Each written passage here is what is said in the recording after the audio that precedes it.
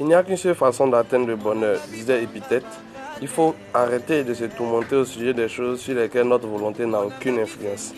Bonjour à tous, mon nom est Falzi Brian, jeune entrepreneur. Aujourd'hui, je vais vous raconter une histoire qui va peut-être vous aider à nettoyer votre esprit des mauvaises pensées. C'était un lundi et je revenais de l'hôpital tout souriant comme d'habitude, taquinant qui le voulait, complimentant qui en avait droit, alors qu'on venait tout juste de m'annoncer que mon fils aurait besoin d'une transfusion sanguine de type O positif. Groupe sanguin très rare d'ailleurs. En plus, il y avait une pénurie de sang en ce moment, ce qui faisait que la poche de sang pouvait coûter jusqu'à 200 000 francs. Je n'étais pas pour la transfusion sanguine parce que j'avais une mauvaise idée de ce que c'était. Après plusieurs appels dans plusieurs hôpitaux dont nous avions des contacts, son médecin et moi, ainsi que le personnel de l'hôpital, on n'eut pas de sang. Je demandais à son médecin de lui prescrire des sirops pour que je puisse rentrer chez moi et échanger avec mon fils. Avec un air surpris, le médecin me regarda et me demanda « Monsieur, êtes-vous sûr que ça va ?»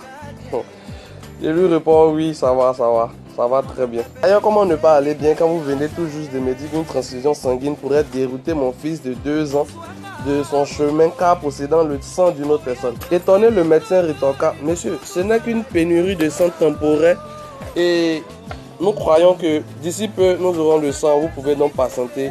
Je comprends que vous soyez choqué, mais il n'y a pas de quoi s'alarmer, vous n'avez qu'à patienter. » Le même sourire, je lui réponds « Je suis nullement choqué, je comprends ce que vous me dites et j'ai foi que mon fils n'aura pas besoin d'une transfusion sanguine. D'ailleurs, d'ici la fin de la semaine, il ira bien. Et pour vous le prouver, je viendrai dans votre hôpital faire des analyses. On a accepté mes mots en se disant sans doute on aura tout vu dans cette profession, que des fous par ici. Il me délivra une ordonnance de sirop et je rentrai à la maison avec mon fils. Je pris mon Maxwell et nous rentrions à la maison. De retour à la maison, je fermai la porte après nous. Je le regardai dans les yeux et je lui dis « Petit,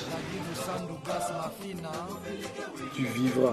Car ta mission est trop grande pour qu'un manque de sang puisse t'arrêter si tôt. Tu feras plus que moi. Car le monde doit être meilleur grâce à toi. Je sais que tu te rétabliras et me feras encore plus rire, comme tu sais si bien le faire. » Il sourit et s'éleva rejoindre sa mère comme s'il avait compris un mot de tout ce que je venais de dire. 5 jours plus tard, sa mère et moi nous rendîmes au dispensaire où nous fîmes des analyses de sang et autres pour vérifier son état de santé. Vous savez quoi? Après les analyses, il était plus en forme que nous tous réunis dans la salle. Le médecin s'étonnait de voir cet enfant mal en point il y a à peine 5 jours, s'amuser dans la salle, courir, faire du bruit, comme s'il n'avait jamais été malade. Écoutez les gars, l'énergie est plus contagieuse que la rougeole. Autant vous vous nettoyez soigneusement avant de vous rendre un rendez-vous, autant vous devez nettoyer votre esprit chaque seconde de votre vie.